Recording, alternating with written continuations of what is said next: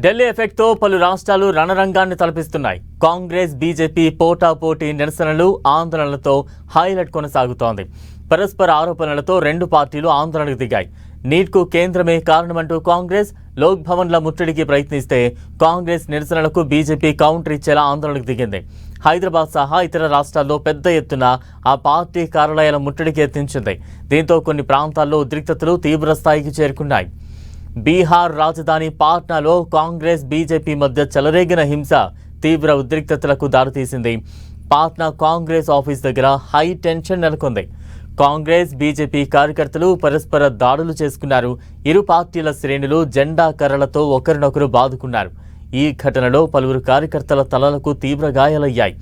ఆందోళనలో భాగంగా పరస్పరం కోడిగుడ్లు విసురుకున్నారు. రెండు పార్టీల కార్యకర్తల్ని పోలీసులు అడ్డుకున్నారు. అటు పోలీసులు లాఠీచార్జ్ చేసి నిరసనకారులను చెదరగొట్టారు. ఈ ఘటనలో ఓ మహిళా పోలీస్ కానిస్టేబుల్కు తీవ్ర గాయాలయ్యాయి. విజయవాడలోనూ బీజేపీ కాంగ్రెస్ నేతలు బాహాబాహీకి దిగడంతో పరిస్థితి రణరంగంగా మారింది.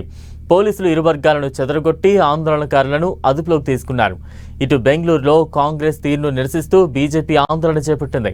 అలర్ట్ అయిన పోలీసులు వారిని అదుపులోకి తీసుకుని స్టేషన్కు తరలించారు. ఇటు ఉత్తరాఖండ్లో కాంగ్రెస్ కార్యకర్తలు లోక్ భవన్ను ముట్టడించేందుకు యత్నించారు. వారిని అడ్డుకునేందుకు పోలీసులు వాటర్ కెనాన్లను ప్రయోగించారు. మణిపూర్, ఛత్తీస్గఢ్లోనూ బీజేపీ కాంగ్రెస్ కార్యకర్తల పోటాపోటీగా నిరసనలు చేపట్టారు. విద్యార్థుల భవిష్యత్తుతో కాంగ్రెస్ ఆటలాడుతోందని బీజేపీ నేతలు ఆరోపిస్తూ ఉండగా బీజేపీ ప్రభుత్వం విద్యా వ్యవస్థను పూర్తిగా నాశనం చేసిందంటూ కాంగ్రెస్ ఆరోపిస్తోంది. ఈ రెండు పార్టీల నిరసనలతో పలు ప్రాంతాల్లో ఉద్రిక్తతలు కంటిన్యూ అయ్యాయి.